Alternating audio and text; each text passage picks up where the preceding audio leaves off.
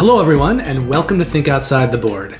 This is the Kickstarter Weekly, in which I talk about what I think are the best crowdfunding campaigns completing in the following week. This week I'll be covering the campaigns that are completing between April the 18th and the 24th, and the three campaigns that I'll be looking at are Mercurial, Dead by Daylight, the board game, and Feralis Obscure Land. But before we get to those three campaigns, I'm going to talk about the three games that I've played since the last video. This week, those three games include Broom Service, which I've played twice, Caper Europe, and Descent Legends of the Dark, which I've also played twice. Thank you very much for being here, and please don't forget to like and subscribe.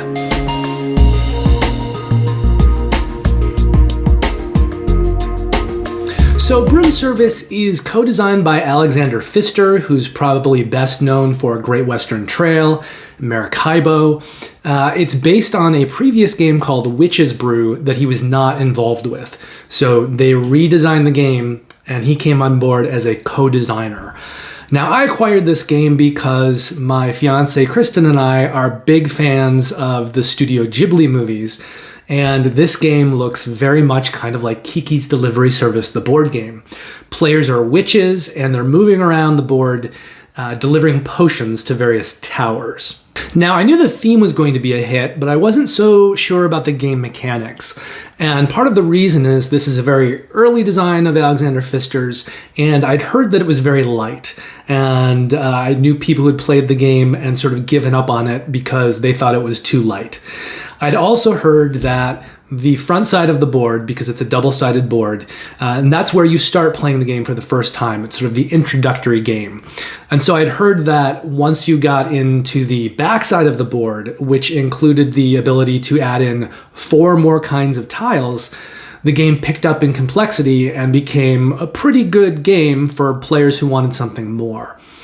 What I wasn't really prepared for, I think, was the amount of take that in the game. So the way that this game works is that each player has a hand of 10 cards. There are 4 cards on there that are witches, and if you play a witch, you'll be able to move to an adjacent location and deliver a potion. You also have 3 cards that are gatherers who can get you more resources, some combination of potions and wands. You have 1 card, which is a weather witch, who will allow you to use wands to remove clouds.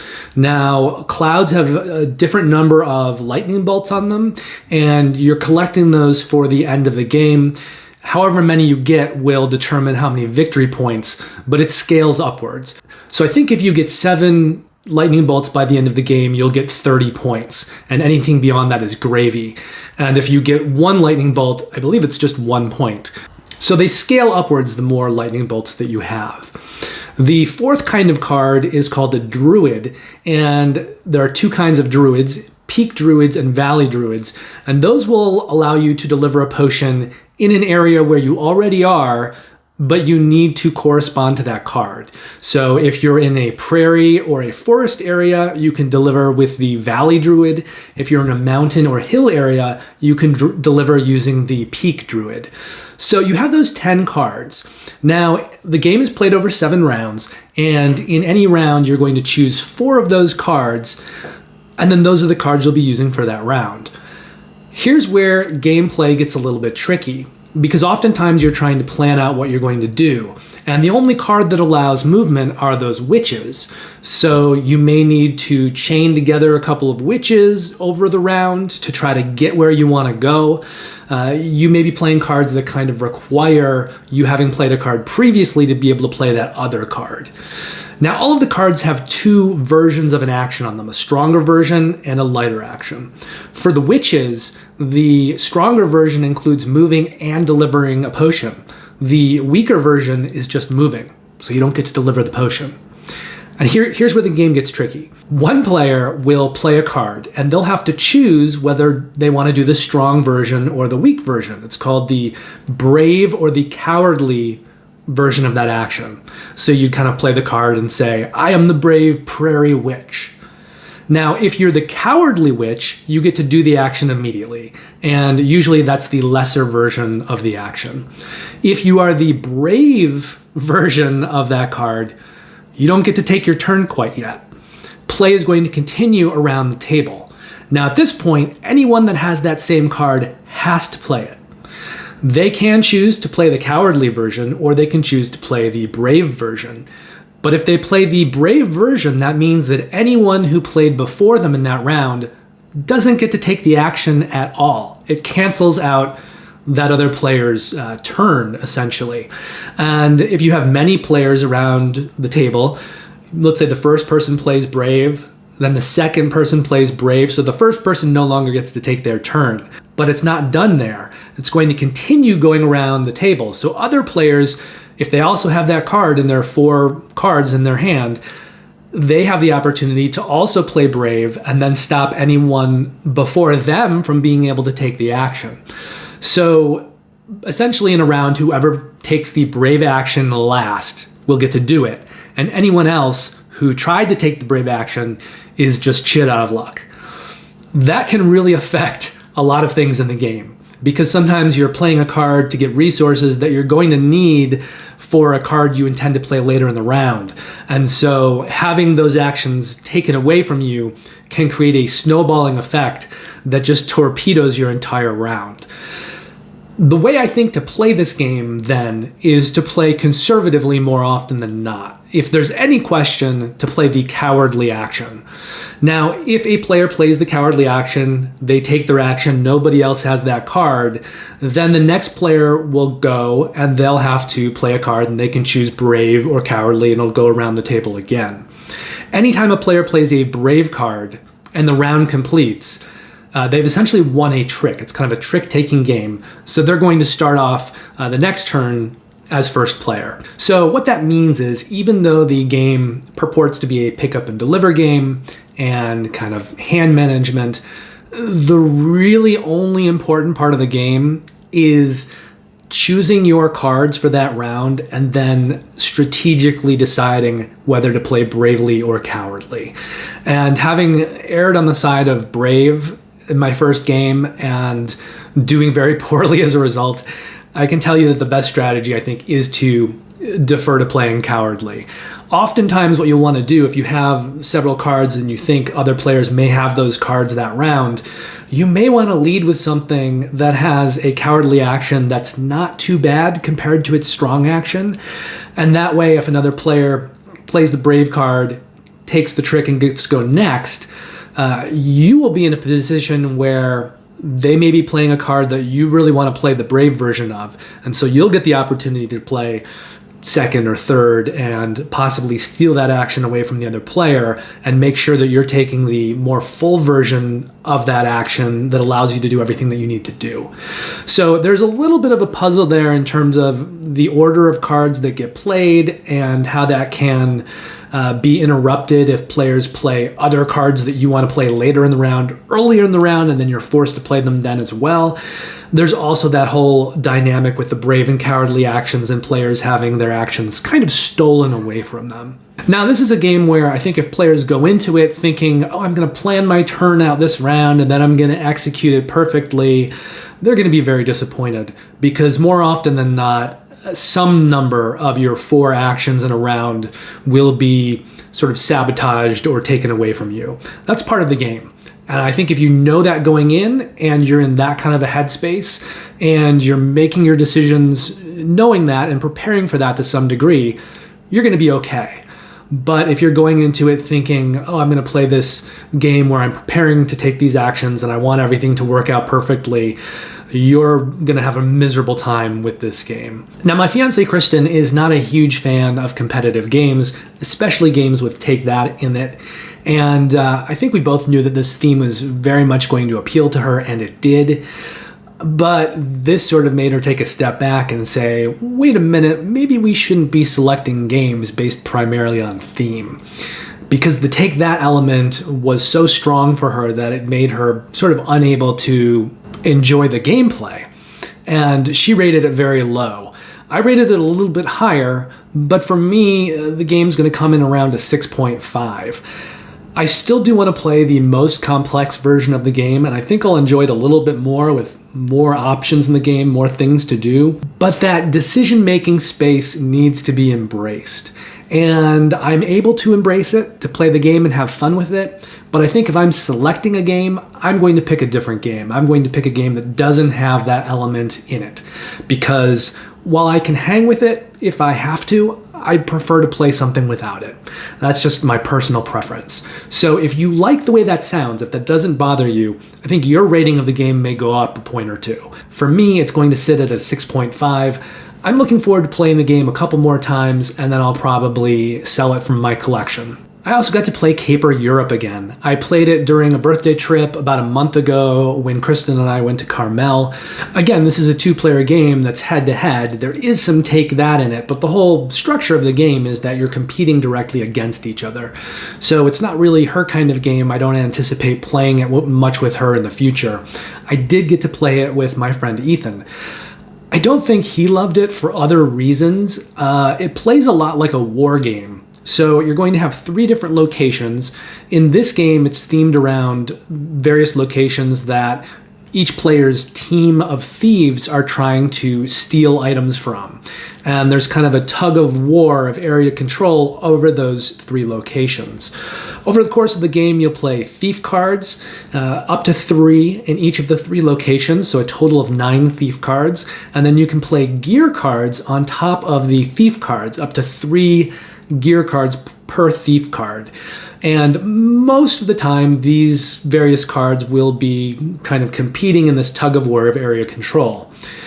Sometimes cards will allow you to steal loot from the various locations. There's 4 pieces of loot in each location. There's 3 kinds of loot, so they're randomly distributed. At the end of the game, loot will score in a set collection kind of scoring. So for every group of 3 unique goods that you have, you'll score 9 points.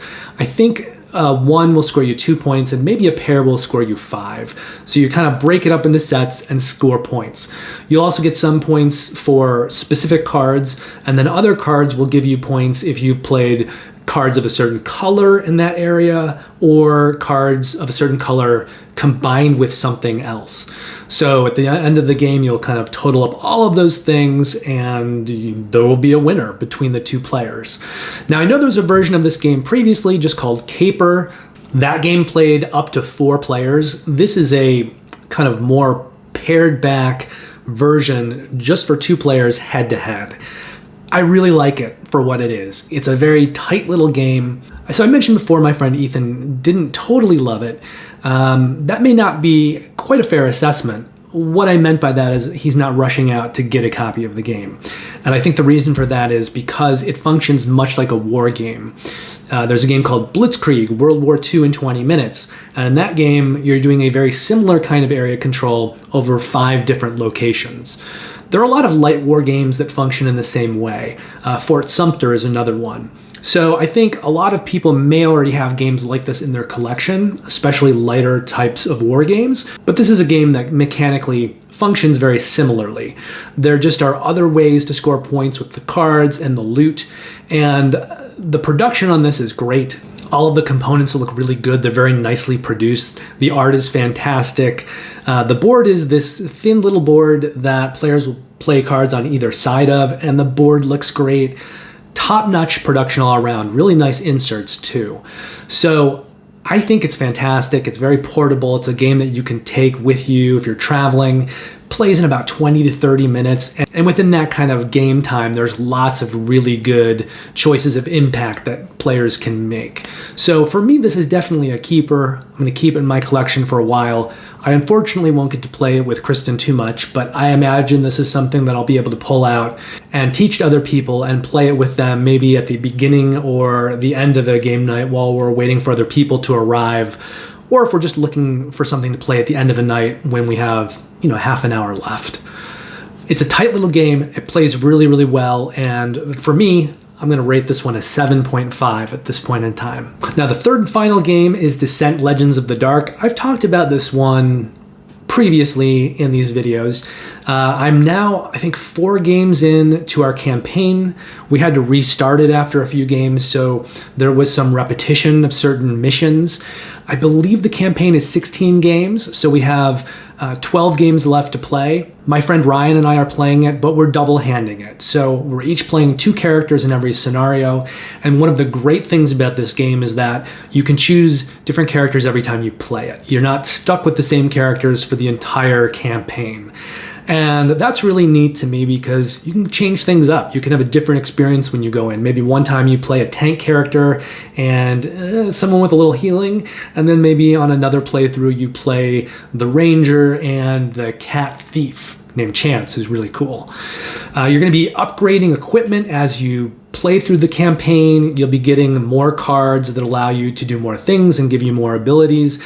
And we're starting to progress to the point now that the game is getting some more mechanics. It's getting a little deeper and it's a lot more fun. In general, though, I think this game really shines because as you play, you're opening up a map. You're building that map as you go, both with tiles and cardboard terrain and things like that. There's also miniatures in the game. It's very much about the combat and the tactics that you use in the combat. It starts off as kind of a lighter game. It ramps up a little bit as it goes. It never feels like I haven't finished the campaign yet, but I think it's kind of already obvious that it's never going to get to the complexity level of like a Gloomhaven or anything like that. It's a lot more approachable and easier to teach. And it's also app dependent. So, your feelings about that may determine whether or not this is a game for you.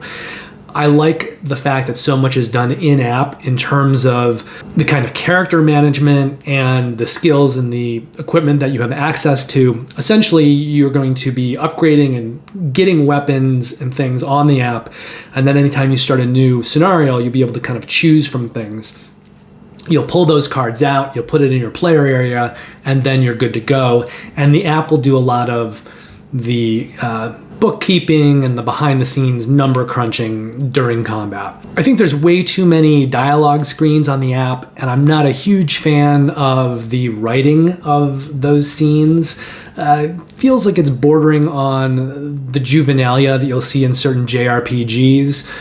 It's not a huge problem, but I think they could have streamlined it more. I'm also not a fan when you have an app in a game and part of that app has voiceover acting and part of it doesn't. To me, I'd rather just be all or nothing. I understand that voiceover acting can be expensive and it can take a while to produce it if you're having someone direct the scenes and recording it. There's more that's involved on the production end.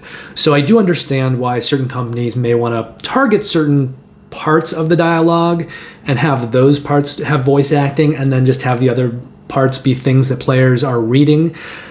I'm not a huge fan of reading, though, while you're trying to play a game with potentially up to 4 players. If there's a lot of reading and players can't see the screen, then one player kind of has to read it to the other players. Not in love with that. But the game for me shines not in the narrative or the storytelling that comes through the app, but the gameplay itself and the way that the story evolves through the actions in the scenarios and what you accomplish or fail to accomplish in those scenarios. I'm really enjoying it. We're 4 scenarios into the campaign. I'm sure I'll have more feedback as the campaign progresses and again at the end. But right now, just based on my excitement of playing the game and having fun with this little dungeon crawler skirmish game, 8.5 from me. So just to recap, Broom Service is coming in with a 6.5, Caper Europe with a 7.5, and Descent Legends of the Dark with an 8.5. However, I would encourage you to come back in the future when I finish Descent Legends of the Dark for a final score, because it may change as the campaign progresses, mechanics progress, and I'm sure I'll certainly have an opinion on what I think of the game after we've finished it and played through the finale and I see how the game finishes. I'd been playing a campaign of role-player adventures with my fiancée Kristen. We had found that game to be kind of repetitive mechanically, but we were really enjoying the story of that game all the way through until the end, when we felt like it just kind of fell apart to some degree. So my score on Role Player Adventures as I was playing it was higher than the score that I ended up giving it at the end when I looked at the package in full. I don't know what my final score will be for Descent Legends of the Dark, but there's a good possibility that 8.5 could change. So take that 8.5 with a grain of salt, and we will find where I finally settle in 2 or 3 months when I finish playing through all of the scenarios. Now let's dig into the 3 campaigns that are going to be completing their funding during this next week, April 18th through the 24th.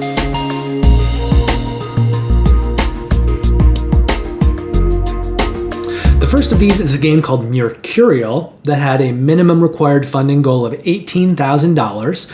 It's currently at $246,000, which is about 14 times that minimum required funding goal. Mercurial is going to complete its funding on Tuesday, April 19th.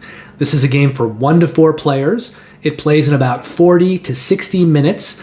Complexity on the game appears to be medium light, and I'm going to set the risk associated with this campaign at medium high. Now, this is essentially a card drafting game. It seems to have a lot in common with games like Century Spice Road and Splendor. You're going to be purchasing cards in different ways with different kinds of resources, and then using those resources as you bulk them up to get bigger kind of endgame scoring cards. I think where this game really shines is in the high level of production behind its components and the amazing quality of the art. It's designed by David Go, who has designed 2 other games, well, 1 game twice, Endogenesis and Endogenesis 2nd Edition. And those games, they were very independently produced. They were his first games. They're gorgeous to look at. Really, really gorgeous to look at in a way that you don't necessarily see other games looking. It has kind of a singular look to it, very, very pretty, with a high level of production design behind it. Now, this game has 7 artists. The first is David Go as well, so he's doing some of the art as well as the design, and he also did art on Endogenesis and Endogenesis 2nd Edition. It also has art from Aegis Setiawan, Thomas Tan, Jeanette Wang, Chen Wei, Yang Xiaozuan, and Beverly Yim. And Yang Xiaozuan is the only artist that also worked on Endogenesis and Endogenesis 2nd Edition with David Go. The game is being published by Hyper Elixir, that's David Go's company, and they also published Endogenesis and Endogenesis 2nd Edition. Now, there are 3 different pledge levels with this one. The first one is $45. It's called Adventurer, and that will get you the standard version of the game and stretch goals. For $54, you can pledge at the Frontiersman level. That is going to add in some additional items. 2 metal coins. So there aren't metal coins in this game as resources. These are 2 metal coins that will be used in very specific situations in the game. Also a box sleeve, 2 art prints, and the Challenger expansion, which adds on a 5th class and the ability for players to play cooperatively just in a 2-player game. So 2 players can kind of play cooperatively together against the game if you have that expansion. For $115, you can pledge at the Trailblazer pledge level, and that will take the previous pledge level and add on to that a very big playmat and 4 foldable dice trays. Now, if you'd prefer to piecemeal some of these items together as add-ons, the supersized playmat is going to be $26 plus extra shipping because it's coming in its own shipping, as a playmat, a separate thing. So there will be additional shipping if you order that on its own. The 2 metal coins are $5 as an add-on. For $7, you can add on that Challenger expansion. Sleeves, all the sleeves that you'll need for all the cards in the game are $9. Although if you backed one of David Go's previous projects, Endogenesis, you'll get those sleeves for free as a part of whatever pledge you do pledge. And finally, if you want to get some dice trays as an add-on, maybe you don't want all 4 that come together in that Trailblazer pledge, you can purchase them individually for $13.50 each. Now that means if you did want 4 dice trays, that's $54. So that Trailblazer pledge is actually giving you a very good deal on a group of 4 of those foldable dice trays. Shipping in the continental US for each of those 3 tiers is $12, $14, and $24. The reason for that big jump going from the second to the third one is the third one includes the playmat. So that $24 will include that extra shipping that's needed to send that playmat separately. And David Go and Hyper Elixir are planning on delivering Mercurial in May of 2023. Dead by Daylight, the board game, had a minimum required funding goal of $250,000. They currently have $791,000 pledged, which is about 3 times that minimum required funding goal. This one is going to complete its funding on Thursday, April 21st. It plays 3 to 5 players, which I think is important to note. So not only does it not have a solo mode, you can't play it at a 2-player count. So if this is a game that you're interested in, just be aware that you need a minimum of 3 players for Dead by Daylight. Games are going to play in about 30 to 60 minutes. Mechanically, it looks like this one is medium light, and we're going to set the risk associated with this one at medium low. This is essentially an exploration game based on the video game IP. Players are moving around the board trying to evade a killer who wants to hang them on hooks. They're going to be doing some kind of program movement, there's dice rolling, variable player powers, and essentially it's a one versus many kind of a game. Now, I don't think I would class this one as deduction. There are some games that work like this with hidden movement that are deduction games because you're trying to find something. In this game, you're not really trying to find anything, you're just trying to go to certain locations and repair certain generators. And once players do that, they'll win the game. If they all get killed by the killer, then they'll lose. And he wants to hang them on hooks. Dead by Daylight is designed by D. Brad Talton Jr., who in the past has worked on BattleCon, Devastation of the Indians, BattleCon, War of the Indians, and Millennium Blades. Art is by Davey Wagnerock, who's previously worked on Before the Earth Explodes, Bullet, and Somnia Rise of Laputa. The game is being published by Level 99 Games, who has put out Argent the Consortium, BattleCon, Devastation of the Indians, BattleCon, War of the Indians, and Millennium Blades. Now, there's only 2 pledge levels on this one, and I probably should also state that the game is kind of simple looking. There aren't miniatures in the game, there's not a lot of heavy complexity, and it looks like something that might appeal to video gamers, maybe almost mobile gamers. So there's definitely a puzzle to the game, and that is really where the strength of the game lies. But you're not going to have this super produced game with all of these extras and miniatures and things like that. So there are just 2 pledge levels associated with this one. For $49, you can get the standard edition of the game, and for $99, you can get the collector's edition. Now, the collector's edition isn't going to add on a ton of, those kinds of big upgrades you'll see in CMON campaigns or things like that. It's just really giving you more stuff. So the standard version has 7 survivors and 6 killers. The collector's edition will give you 10 more of each, so 17 and 16 total. The standard edition has 89 cards, the collector's edition will add in an additional 34, and the standard edition has 1 double-sided board. The collector's edition will give you a second double-sided board, so in the collector's edition you essentially have 4 boards instead of 2. Finally, in that collector's edition you will get a few minis. These are just terrain minis essentially. So you'll get 8 generator minis that you can place around the board. The generators are the things that the humans, the potential victims, are trying to repair. And then there'll be 5 hook miniatures. That's what the killer is trying to hang the player characters on. Furthermore, as far as I can tell, they're not listed on the Kickstarter page. There are no add-ons. So you're either just getting one version, the standard, or you're getting that collector's version with everything else in it. You can't pick and choose.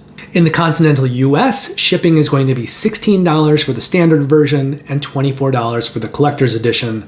And Level 99 Games is planning on delivering this one in October of this year, which is a really good time probably to be delivering this game around Halloween. The last campaign I'm going to be looking at this video is for Feralis Obscure Land. This project had a minimum required funding goal of $22. They're currently at $95,000, which is over 4 times that minimum required funding goal. It's also going to fund on Thursday, April the 21st. It plays 2 to 4 players in about 40 to 60 minutes, which is a very popular time frame this week. All 3 of these games are playing in about 30 or 40 to 60 minutes. This game, however, is going to be light, so it's even lighter than Mercurial. It has some similarities with Mercurial in the fact that it's a card game, kind of a simpler card game, but it plays a bit lighter, I think, than Mercurial. And finally, I'm going to set the risk associated with this campaign at high because it's kind of the first timers all across the board, designer, artists, publisher, Kickstarter. Now, this is a card game, and it's a fighting game, and it uses deck construction. And the one thing that I think it does that's interesting is it uses dice as counters. So a lot of the time in the game, you'll get certain cards, skills, and abilities. You'll put a die on it, and as turns go on, every time you have a turn, you'll notch that die down 1, from like a 4 to a 3, and then a 3 to a 2. Once you notch that die and it falls off a 1, you'll remove it, and you'll be able to use that card. And then once you do, you'll put the die back on it, you'll reset it, and then you'll have to wait until it notches down again.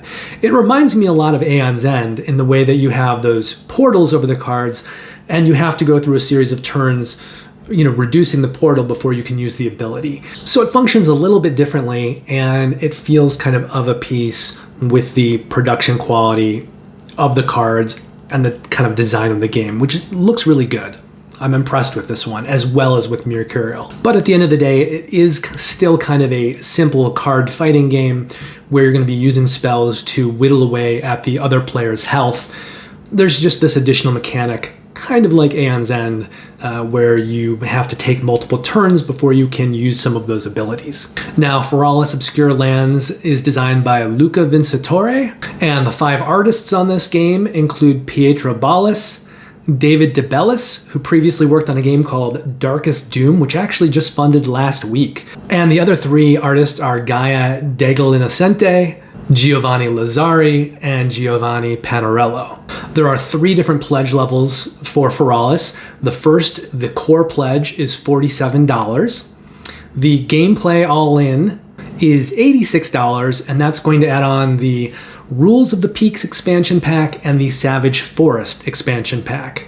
And finally, the deluxe bundle all-in is $140. It'll take that previous pledge and then add on to it 2 deluxe neoprene player mats. This is generally intended to be a 2-player game, a head-to-head game. So those player mats, 1 for each player, as well as a bonus character called Karst the Devious and 240 premium sleeves. Now, some of these items can be added on if you want to do this piecemeal, and there are a few items that are only available as add-ons. For $22, you can add on the Savage Forest expansion pack. For $22, you can also add on the Rules of the Peak expansion pack. And also for $22, you can add on the Solo Mode expansion pack, and the only way to get that is as an add-on. Those 2 neoprene mats will come bundled together for $39, and there's 2 different sleeve packs. If you're just pledging the core game, then you want the core sleeve pack. That's $18, and it comes with 160 sleeves. If you are going with the gameplay all-in, then you'll want the sleeve pack that costs $24 and has 240 sleeves in it. For $17, you can buy a 4-player add-on pack. So that would give you the ability to play the game with 4 players instead of with 2 players. However, that doesn't include more neoprene player mats. So if you're going the 4-player route and you want those neoprene mats, you'll need to pick up a second set of the mats. But in that 4-player pack, what you will get are more dice, more card standees, and more stat tokens. You can also get a German translation pack for $9, and if it gets unlocked before the end of the campaign ends, there will also be a Spanish translation pack as well. Shipping in the continental US is either $16, $17, or $19, depending on which of those 3 pledges that you're pledging at. And the publisher, Dear Game Studio, which I actually neglected to mention earlier, but they are the publisher, Dear Game Studio. This is their first game, their first Kickstarter. They are currently planning on delivering this game in May of 2023.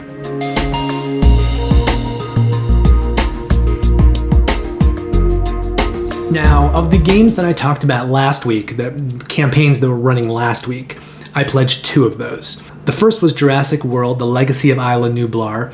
That is by Prospero Hall. It's their very first Kickstarter, and it's their very first legacy game. And I knew that the theme is something that would really appeal to my fiancée, Kristen, as well as myself. And I really like legacy games, and I think this one's going to be a winner. I think that Prospero Hall has a wonderful design sense, and they make really fun engaging, lighter games. And I'm curious to see how they approach legacy games and how they structure the kind of revealing of information. Now, I know there's a certain number of scenarios in that campaign. I also know that when you're done, you can continue to play the game, kind of like Charterstone. However, with Charterstone, whether or not that completed board made for good one-off games very much depended on how that campaign progressed. It's very possible you could play a game of Charterstone and the game that you're left with at the end is not a board that you'd want to play on. So I don't know if that might happen with this one, although I'm not going into it looking at it as something that I'm probably going to continue to play afterwards. If the board is completed in such a way that the board state lends itself to that, then yeah, I probably will keep it around and maybe we'll pull it out a couple times a year and sort of play it for nostalgia and relive some of the fun from the campaign and just have fun with it. I think because it's a Prospero Hall design, I can see it working well in that way. They seem to design games that are just very playable. But if not, no worries, and that's not really what I'm buying it for. I'm also not too concerned about the fact that this will likely be, at retail later, possibly at a markdown. There are some Kickstarter exclusives in this, and I can't speak to how well tested those additional elements are. I think they were added on after the fact as a response to backers wanting something more than just the retail edition. But I have enough faith in Prospero Hall and their design sensibilities and their talent that they can add in things that will work well within what they've already designed. So it's not a worry for me. I just want to support them in general and support them in using Kickstarter and support them probably most of all in producing a legacy game, which are among my favorite kinds of games. And as I've stated earlier, I think this one's going to be a really big hit with Kristen and me. So I'm super excited for it. I think we're going to have a lot of fun with it. Now, I also backed Nightmare Cathedral, which is a Kickstarter exclusive production. It's never going to go to retail. It's being published by Board and Dice, and I can't remember his name off the top of my head, but it's based on the work of I think he's Polish, surrealist painter and sculptor.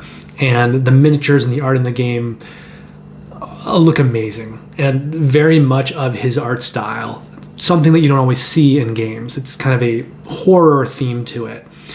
What really kind of pushed this one over the edge for me, other than the kind of interesting, amazing game art and production design behind it, is its take on dudes on a map.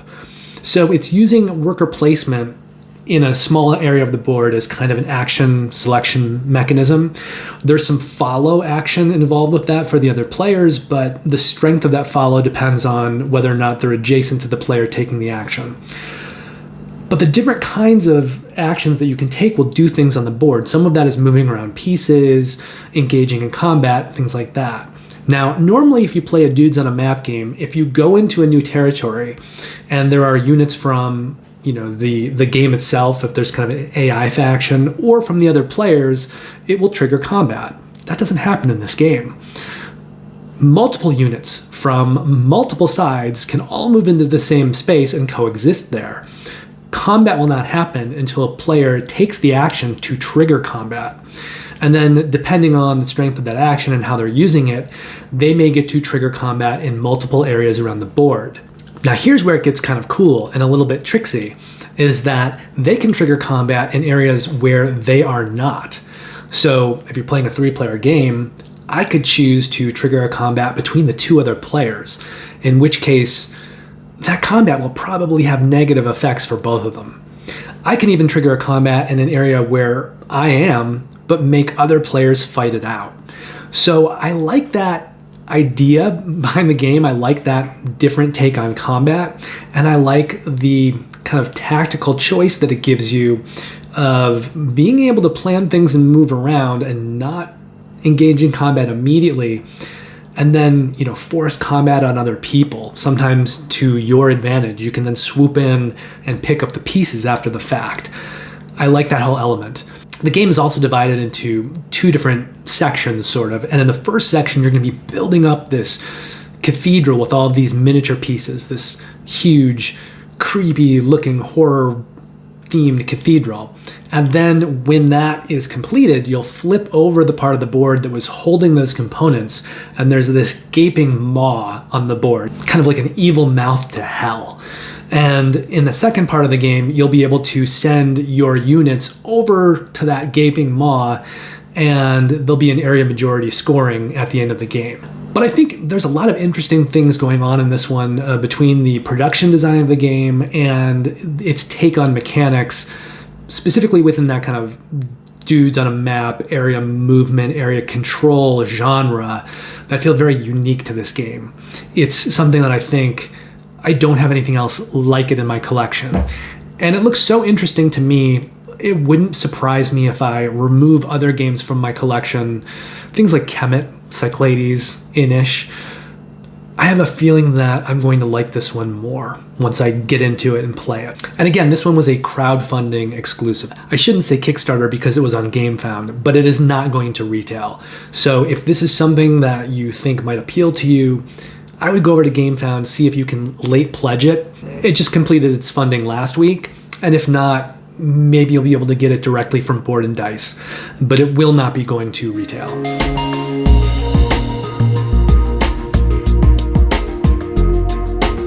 Now, I also acquired 3 games during this period. The first one is Architects of the West Kingdom, Works of Wonder. Now, if you are following my videos, you would know that I actually got the playmat for this one a couple weeks ago, but the game itself came in this week, so it followed 2 weeks later. And for me, because I already owned the base game, what that meant was I got the new expansion, Works of Wonder, as well as the collector's box. In fact, I now have about 10 different games with collector's boxes that I need to take a few days, punch all of those things, consolidate them into their collector's boxes, and then get rid of some of the old boxes and free up some shelf space. So that's going to be a project I'll be working on over the next week or two. But I'm very happy to get the playmat in and the expansion for Architects. Hopefully I'll be able to get that game to the table soon. I also received Nemo's War, Journey's End Expansion and Ultimate Edition. This is a game that gets compared to Robinson Crusoe Adventures on the Cursed Island quite a bit. The difference there is that Robinson Crusoe plays a little bit like something like the Seventh Continent, where you're going to go through it, you're trying to achieve certain goals, and when you play it multiple times, you're going to be trying to do more and more things, almost like a campaign. Nemo's War is not like that. When you play Nemo's War, it is a one-off game experience. Now, there are different things that can come into the game, so you might see different parts of the game when you play a one-off of Nemo's War, but you're not going on these kind of extended scenarios trying to uncover all of the narrative in the game. It's designed to give you a solo experience. You could also play it cooperatively, maybe with one other player, but in general, a solo experience where you sit down to play the game and you play one game. And then maybe later you play it again, but you are playing one game. So it is not a campaign game. It doesn't build on itself narratively. It just has a lot of things in the box so that anytime you play it, there is a huge amount of variability in terms of what might come into the game and what you might see. So you can play this many, many times. You'll have a different experience every time. The puzzle will be different every time, but it is designed to be a one-off, primarily solo experience with a lot of variability and a high amount of replayability. Now, this game's been around for a while. There's been a few different iterations of it. Most recently, Ian O'Toole was working on it.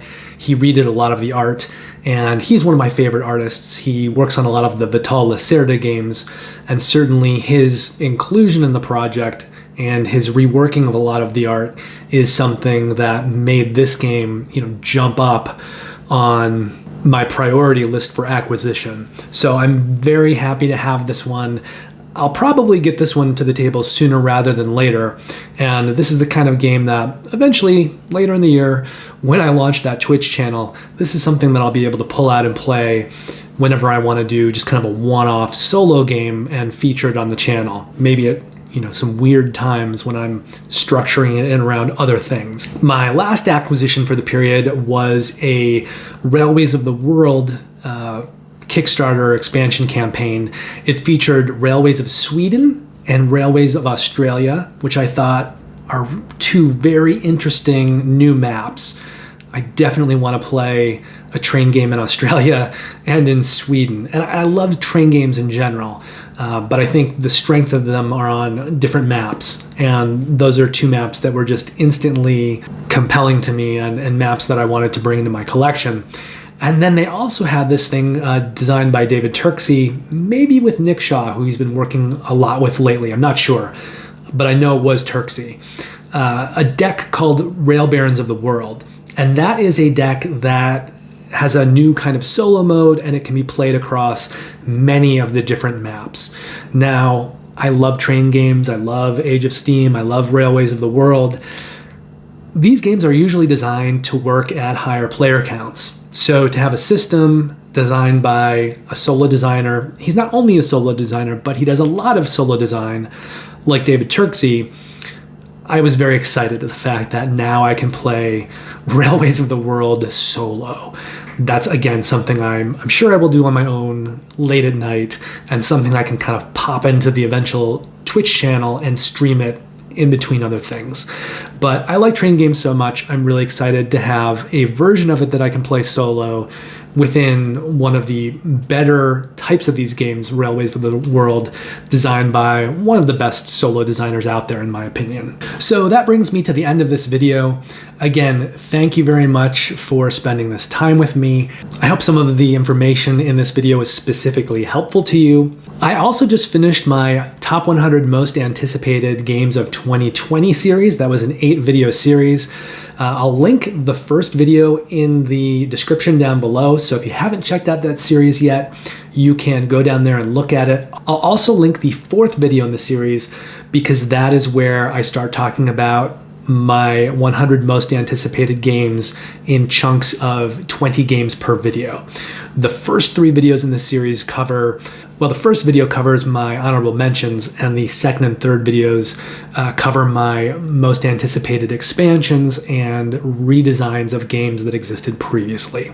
So if you don't want to hear about all of that content, you can just jump in at video 4 for those 100 games releasing this year in 2022. Don't forget to like and subscribe if you haven't already, and I will see you next week for the Kickstarter Weekly, covering crowdfunding campaigns that are going to complete their funding between April 25th and May 1st. And I think right now I have a group of games that I'm looking at, 6 or 7 games, and I'm trying to decide whether I'm going to include all of those. However, I am fairly certain that Mall Peak, Silicon Valley, and Paradox Initiative will all be making the list. There's 3 or 4 other games I have to decide if I want to include those. But join me on Friday and find out how many of those games made the final list. Have a great week, play lots of great games, and I'll see you again very soon. Take care.